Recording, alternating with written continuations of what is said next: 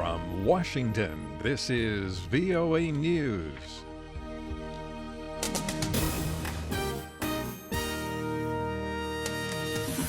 I'm Dave DeForest reporting.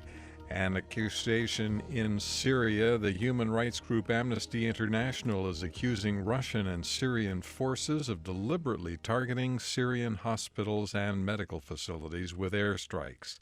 Amnesty says it has evidence of attacks on 6 healthcare facilities. 3 civilians were killed in the attacks, 44 wounded. European Council President Donald Tusk says the number of migrants crossing the Aegean Sea from Turkey to EU territory remains too high. He says further measures are needed to curb it. British Prime Minister David Cameron on Thursday announced new funding to help resettle migrants in the French port city of Calais as French and British leaders held talks about Europe's ongoing migrant crisis. Lisa Bryant has more. Prime Minister Cameron announced about $24 million in additional support for authorities in Calais, where migrants have clashed with demolition teams in a sprawling shantytown called The Jungle. The money will go towards efforts to move people from the camps in Calais to facilities elsewhere in France, and we will fund joint work to return migrants not in need of protection to their home countries. Cameron spoke after talks in northern France with President François Hollande amid deepening European divisions over how to handle the thousands of migrants who continue to arrive in the EU. Lisa Bryant, Paris. A military court in Somalia's capital, Mogadishu, has sentenced to death a former journalist who helped al-Shabaab kill 5 fellow reporters in Mogadishu. According to the court verdict, Hassan Hafani assisted the Islamic militant group by identifying possible targets among journalists, that taking place between 2007 and 2011. This is VOA News. North Korea fired several short-range projectiles Thursday in what seemed to be an act of defiance against the expanded sanctions that were adopted Wednesday by the United Nations Security Council. South Korea's defense ministry says it is investigating the incidents. Former Republican presidential candidate Mitt Romney sharply criticized businessman Donald Trump Thursday, casting him as unfit to be president of the United States.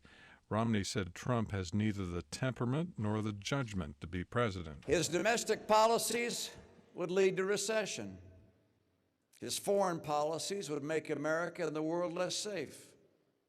He has neither the temperament nor the judgment to be president, and his personal qualities would mean that America would cease to be a shining city on a hill.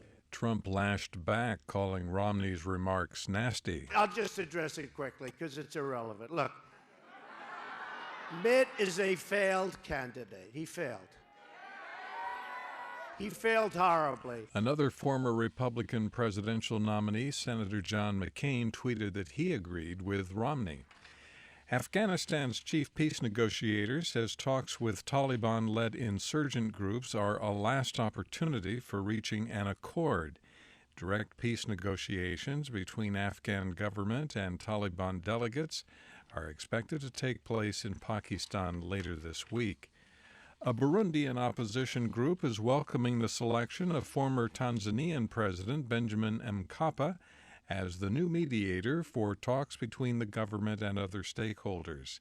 The talks are aimed at ending the almost year-long crisis in Burundi. A South African court has denied Olympian Oscar Pistorius the right to appeal his conviction for the murder of his girlfriend, Reva Steenkamp. In his ruling Thursday, the Constitutional Court dismissed Pistorius's application, saying there are no prospects of success. The ruling clears the way for a judge to sentence Pistorius on his murder conviction. The UN humanitarian chief has criticized all parties to the Yemen conflict for attacks on civilians. Stephen O'Brien told the Security Council Thursday the most pressing concern now is for the protection of civilians.